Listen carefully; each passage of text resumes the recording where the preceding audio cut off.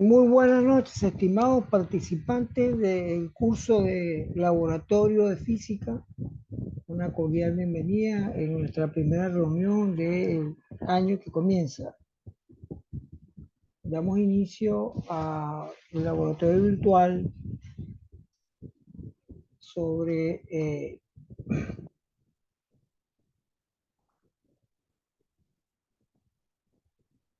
cómo vamos a distribuir las cargas eléctricas y ver el espectro de campo eléctrico, ¿no? Lo interesante de las propiedades eléctricas de la materia, ¿no? Es difícil porque uno no puede percibirla directamente, visualizarla, ¿sí? Pero ya vamos a ver con el laboratorio virtual la forma como podemos representar esa distribución de campo eléctrico. Fíjense, aquí tengo en el lado extremo superior derecho, como de costumbre, vamos a indicar, aquí tenemos esta ventana donde aquí podemos señalar el campo, todas las direcciones, el voltaje, una rejilla, si queremos ver la rejilla, y estos dos instrumentos, un voltímetro para ver el voltaje en las superficies equipotenciales y medir distancia. Y aquí en la parte inferior tenemos eh, las dos cargas, una carga positiva, una carga negativa, y uno puede ir haciendo una determinada distribución. Vamos a comenzar, vamos a comenzar con una carga puntual aislada en el universo. No tengo otra carga alrededor en todo el espacio que rodea la misma. Entonces vamos a ver cómo es el campo. Fíjense que nosotros no visualizamos esto.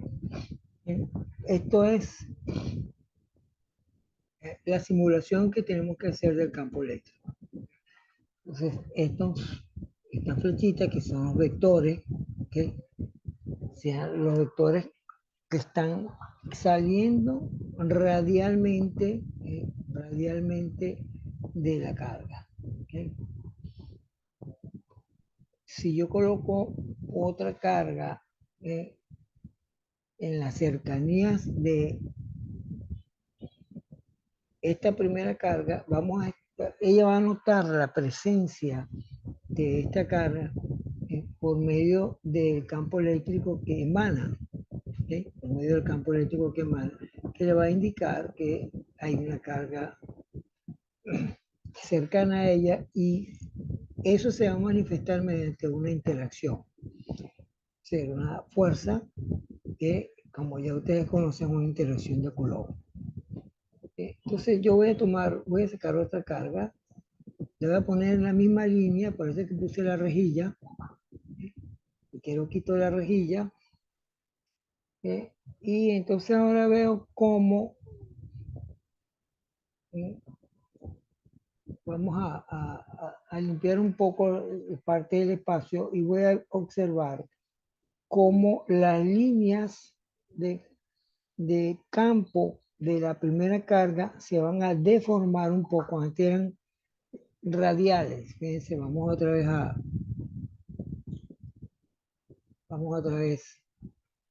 a la carga aislada, ¿no? Aquí tengo la carga aislada.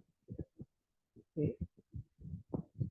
Vemos que son las líneas de campo eléctrico, vamos a llamarlas, las líneas de campo eléctrico. Inclusive antes de traer, vamos a evaluar, hay unos círculos, en el caso que estamos en el plano, son círculos. Si estamos en las tres dimensiones, en esto no estamos viendo tres dimensiones, estamos viendo las dimensiones del plano. son círculos concéntricos que representan lo que uno llama superficies equipotenciales. Y esas superficies equipotenciales yo las puedo medir con este instrumento que yo tengo acá de equipotencial para medirla y vemos cómo varía la tensión. ¿Okay? Fíjense que el voltaje va disminuyendo en la medida que yo me voy retirando de la carga, ¿no? Y cuando estoy muy cercano a la carga, pues el voltaje aumenta. Entonces, aquí no representamos la superficie equipotencial, aquí lo que estamos es midiendo eh, el voltaje en una superficie equipotencial. ¿Qué significa superficie equipotencial? Bueno, yo tengo un círculo, todos los puntos alrededor que pertenecen al círculo tienen ese potencial determinado que hemos medido ahorita, que no está acá. Bueno, vamos a continuar con la interacción. Procedemos a sacar, entonces vamos a colocar la rejilla para poder ver y vamos a simplificar aquí un poco y vamos a colocar a una determinada distancia, inclusive puedo medir, ¿ves? Tengo una escala aquí, fíjense que esta escala aquí, ¿no? Dos cuadros van a representar un metro, ¿ok? Yo puedo hacer mis cálculos posteriormente, ¿no? Entonces, fíjense cómo las líneas de campo se van deformando, ¿no? Las líneas de campo de la carga positiva comienzan a deformarse y van hacia la carga negativa. ¿Sí? Hacia la carga negativa. La carga negativa no la habíamos visto, pero la podemos ver. Fíjense que las líneas de campo son también líneas radiales, ¿okay? Pero que ingresan en la dirección de la flecha del vector, representa que están ingresando a la carga. Pero vamos otra vez a tomar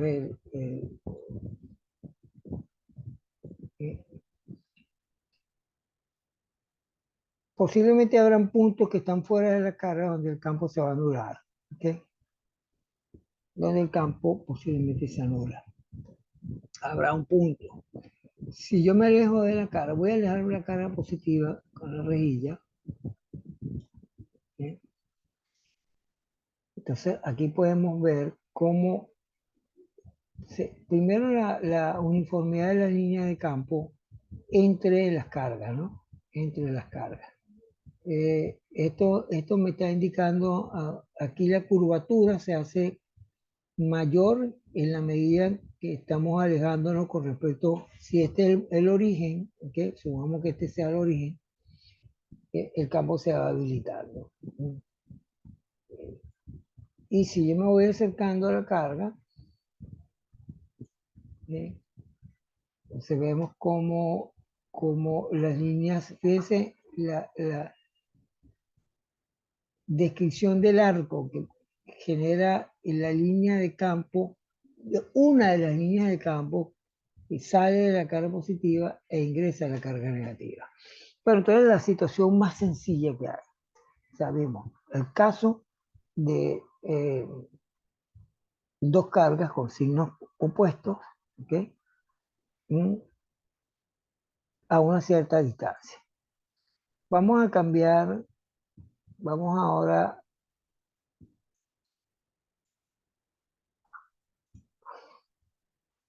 vamos a colocar dos cargas positivas. ¿Sí? Por eso que vamos a usar la rejilla, ¿no? Para usar un poquito de geometría en el asunto, ¿no? Pero si yo no uso la rejilla, igual yo puedo ver cómo es el campo eléctrico, ¿sí? Como la representación de la línea de campo eléctrico. ¿Sí?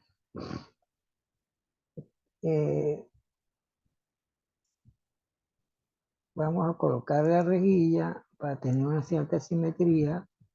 Por ejemplo, acá, que esté en la misma línea, o sea, que es lo que comúnmente se calcula, la misma línea que une las cargas. ¿Okay? Esta línea en la rejilla es la línea que une las cargas.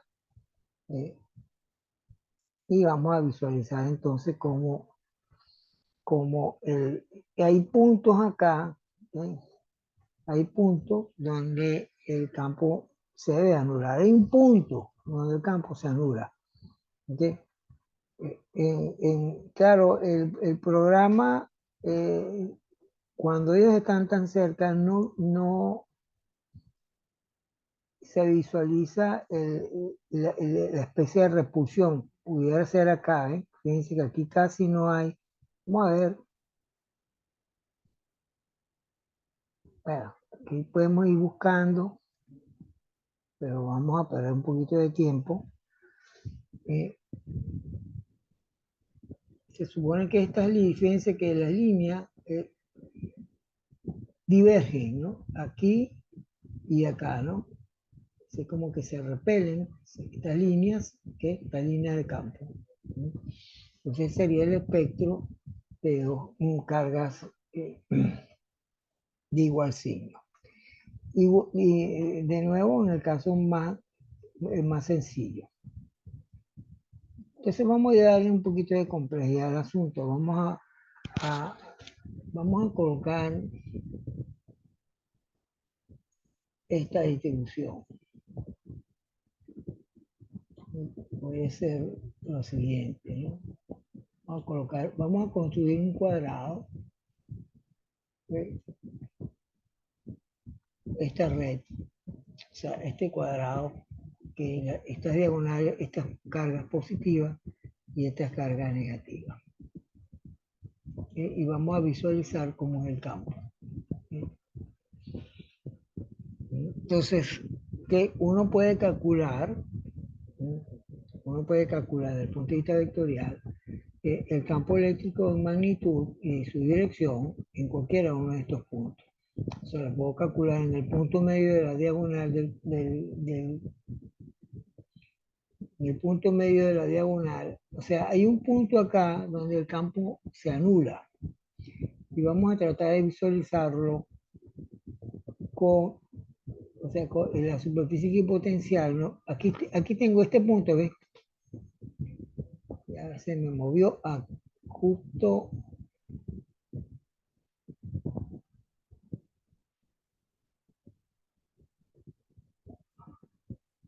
Ahorita apareció, está muy cerca, pero bueno, es medio, no es tan, es muy sensible y no es tan fácil lograrlo, pero hay un punto eso se puede demostrar desde el punto de vista matemático, hay un punto, ¿sí? Que es el punto medio de la diagonal del cuadrado. Del punto medio de la diagonal del cuadrado, el campo eléctrico es nulo, ¿sí? Es nulo.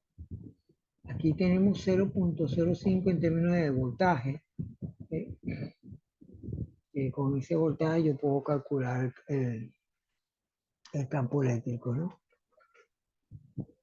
Entonces, vean cómo el espectro, ya un poquito más complicado, un poquito más complejo, desde como las líneas del campo hay unas curvas, ¿no? Igualmente en la parte superior, y aquí se va a notar el punto donde el campo es nulo. Es decir, ¿qué significa que sea nulo? Que si yo coloco una carga de prueba acá, ella no va a sentir la presencia de estas cuatro. Eso es lo que significa. O sea, cuando yo coloco una carga de prueba aquí, ella no va a sentir ningún tipo de interacción. ¿Eh? No va a sentir ningún tipo de interacción porque el campo en ese punto justo es nulo. ¿Eh? Eso se traduce en que ella desconoce que existen estas cuatro cargas que están acá, según esta distribución que tenemos. Entonces, esa distribución va a cambiar de acuerdo al signo. ¿Eh? Al signo podemos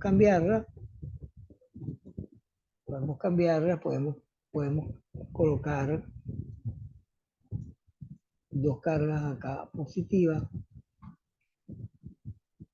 Esto pudiera representar lo que hicimos anteriormente. Lo que hicimos anteriormente es como que si pudiéramos visualizar ¿ah? Con un microscopio de barrido de electrones, la red cristalina, por ejemplo, el cloruro de sodio es una red cristalina cúbica. ¿Okay? Entonces,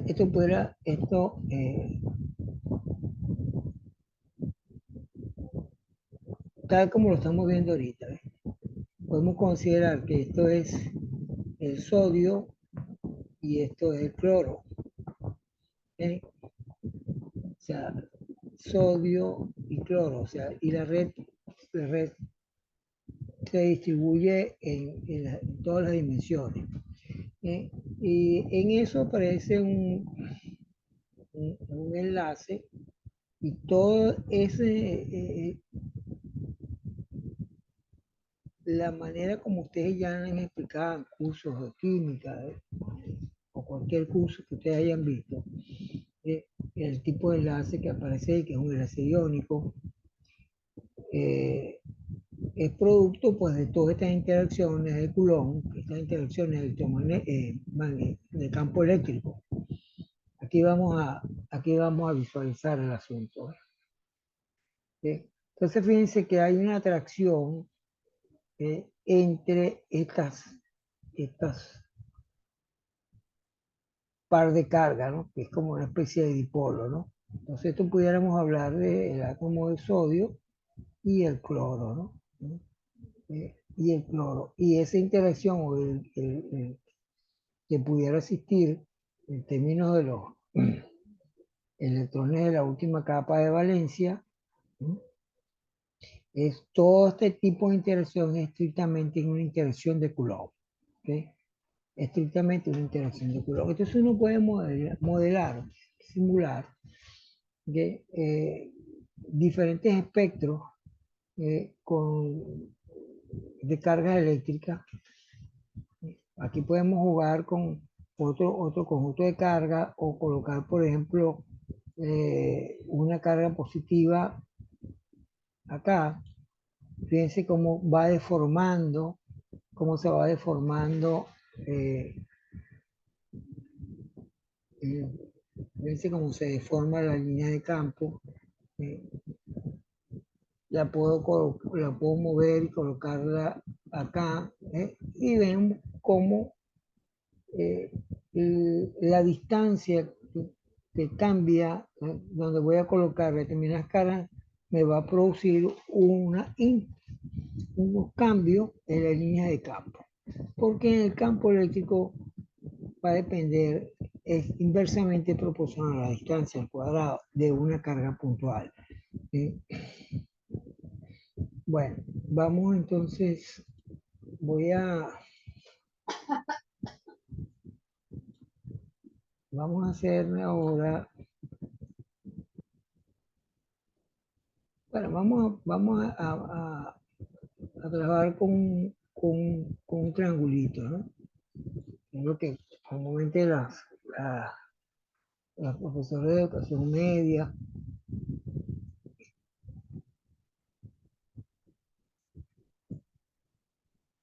los problemas tipos, pues, vamos a poner una carga positiva acá, una carga acá negativa, y vamos a poner aquí otra carga, y aquí tengo pues un triángulo rectángulo, ¿okay?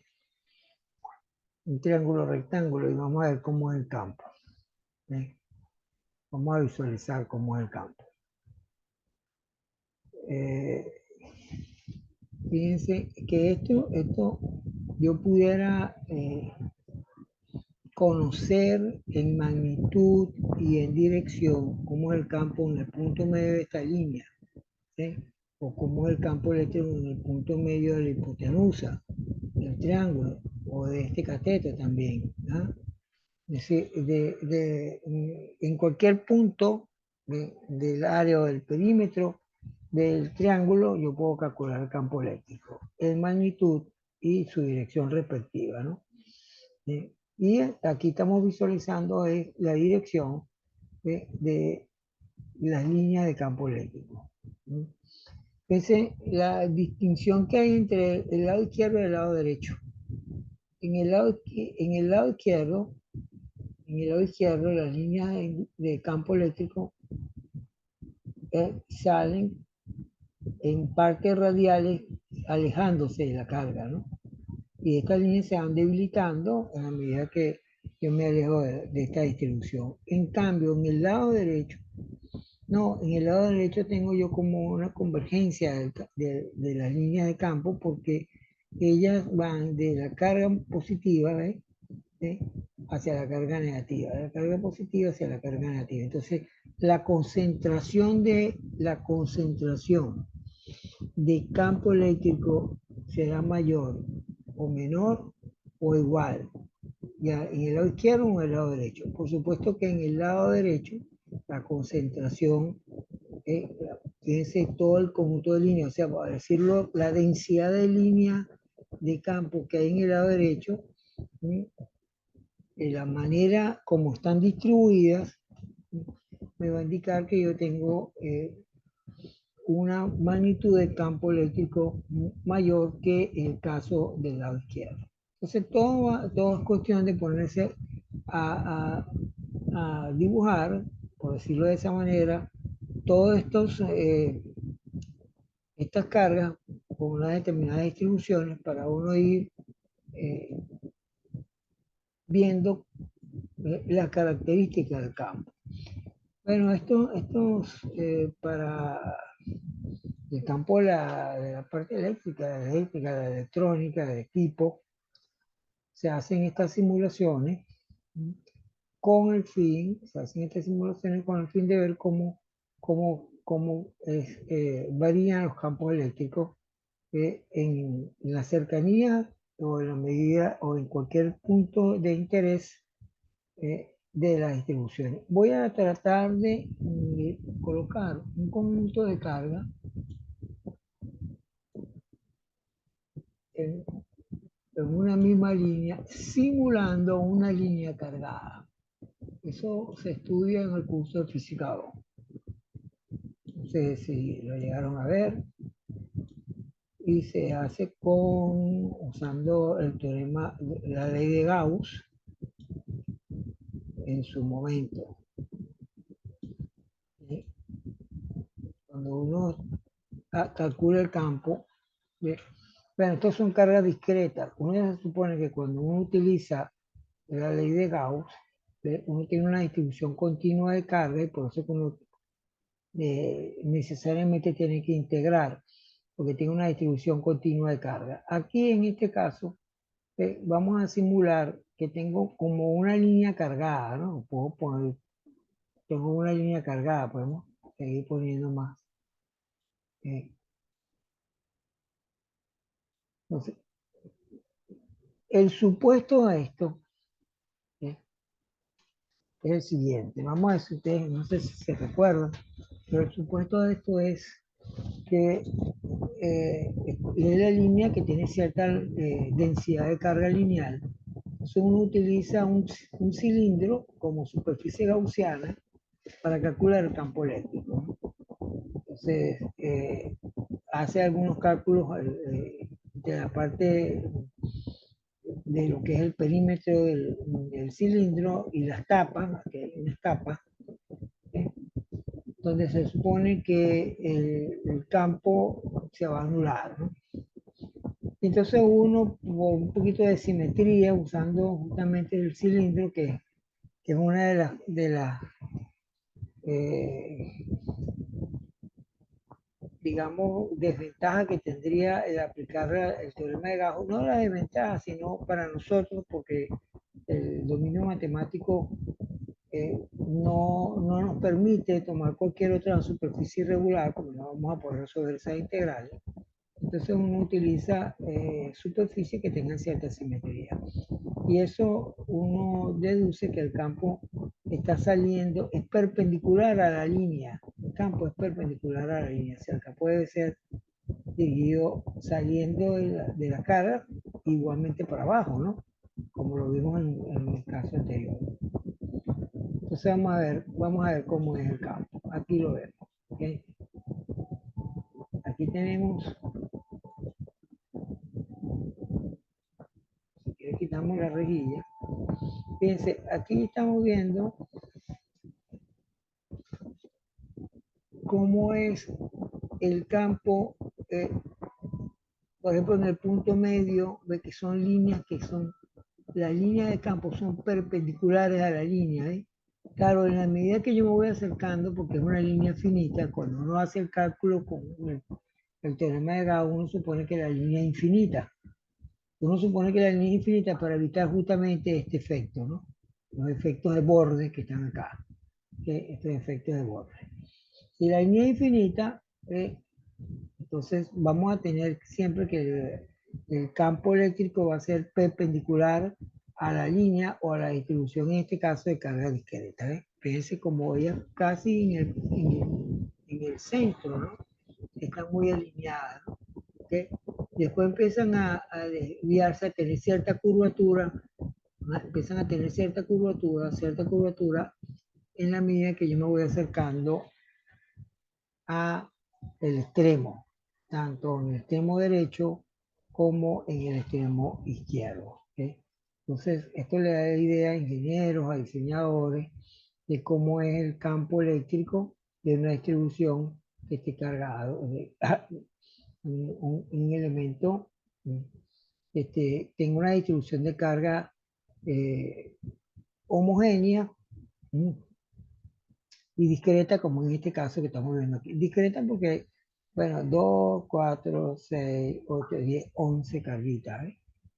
¿Sí? Bueno, y así uno puede ir diseñando, si ponemos la rejilla, podemos inclusive visualizar la superficie equipotencial y ver cómo varía el voltaje. Fíjense. Entonces, fíjense la relación, porque existe una relación que también la vieron ustedes en el curso de física, entre la diferencia de potencial y el campo eléctrico y la distancia, ¿no? Aquí tenemos el indicador. Bueno, y uno puede tener como las superficies y potenciales, y el potencial siempre es positivo porque todo el conjunto de carga es positivo.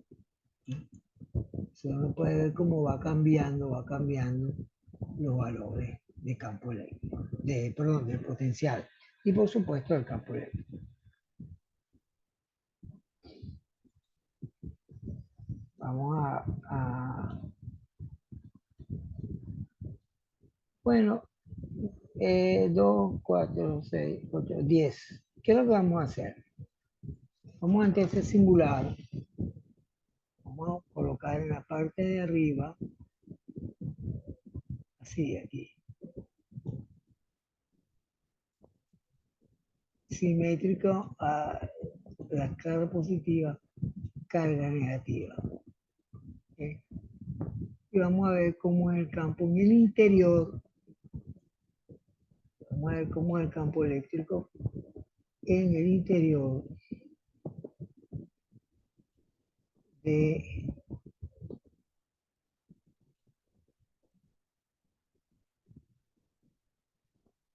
esta distribución de carga. De carga discreta, pero aquí debemos de tener algo, ¿no? Debemos de tener algo. Debemos de tener algo. Algo pasa aquí en el interior de esta distribución discreta de carga negativa y de carga positiva. Se supone que aquí el campo, en el interior, las líneas de campo, tienen que ser de cero. Aquí tiene que haber un campo eléctrico almacenado, por decirlo de esa forma, entre estas dos, la forma como la tenemos distribuido. Vamos a ver. ¿Sí? Aquí lo tenemos. Aquí tenemos. Vamos a todas las direcciones, vamos a poner esto de esta forma. ¿Sí? Y si quiero quitamos la reglilla. ¿Qué tenemos acá? ¿qué tenemos? Fíjense que en el interior también tengo un cierto campo uniforme, ¿ok? Uniforme eh, en la parte interna del stand, carga positiva y negativa. Tengo un efecto de borde, acá, ¿ves? Que no es nada despreciable este efecto en un campo eléctrico, pero con un poquito más de complejidad. Aquí el campo eléctrico está orientado, si ponemos la rejilla, está orientado en el eje Y, no tengo componentes en el eje X. En cambio, en los extremos de esa distribución, el campo es un poco más complicado, complejo, y entonces tengo en un punto dado componentes tanto en el eje X como en el eje Y. ¿Sí? Componentes tanto en el eje X como en el eje Y. Bueno, con esta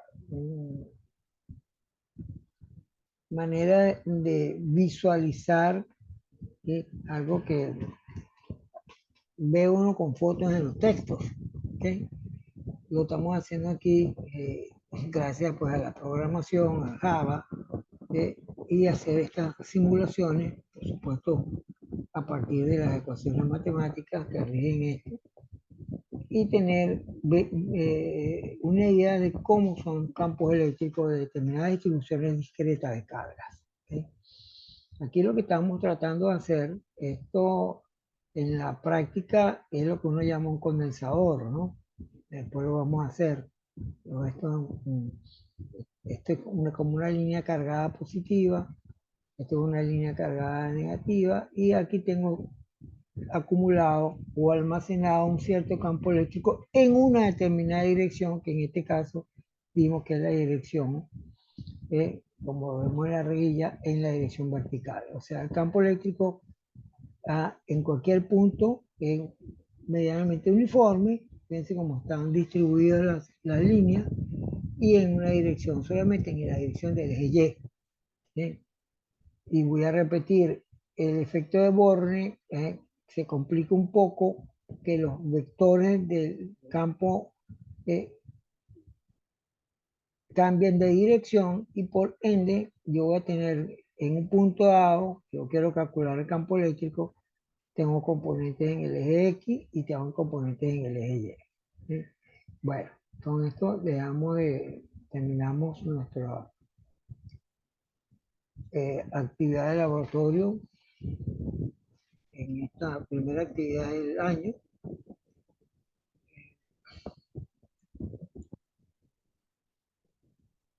Vamos a dejar de compartir para hacer un pequeño comentario. Lamentablemente no hay estudiantes en la sala. Sin embargo, en caso de que logren ver, porque ese es el otro asunto, que logren ver la grabación de la actividad, el sistema de Saya está arrojando un listado de los estudiantes que tienen problemas, por decirlo, de inasistencia, en el sentido de que no ingresan a sus respectivas aulas. Y uno de los cursos que tiene problemas es justamente este curso. Yo estuve viendo antes de comenzar la actividad, y estuve viendo que hay menos de 10 estudiantes que han ingresado en esta primera semana. El resto no ingresa de hace más de 30 días, 36 días, porque la página lo indica. Es decir, bueno, del mes de diciembre, por decirlo de esa forma. ¿Okay? Inclusive más de un mes. Más de un mes. O sea, del 17 de diciembre ya no podían porque ya estaba cerrada la página, pero el 13, el 14 de diciembre hasta el 14 de enero ya tenían un mes. Entonces, en el transcurso de esta semana, son muy pocos los estudiantes que han ingresado. Por esa razón, no se va a utilizar eh, el grupo, el grupo de Telegram no se va a utilizar para poner ninguna información, para que ustedes se vean obligados a ingresar a su aula respectiva en la plataforma de Saya. ¿Ok? Eh, ahí no es nuevo, eso ya se ha comentado, lo que pasa es que, bueno, no se hace por muchas razones, y bueno, y que tiene mucho trabajo también, pero el sistema te lo arroja, te arroja un grupo de estudiantes que tienen tiempo que no ingresan, y ese grupo de estudiantes que tienen tiempo que no ingresan a la plataforma, supuestamente, teóricamente deben de tener la asignatura perdida por inasistencia, independientemente de que ingresen su trabajo o no.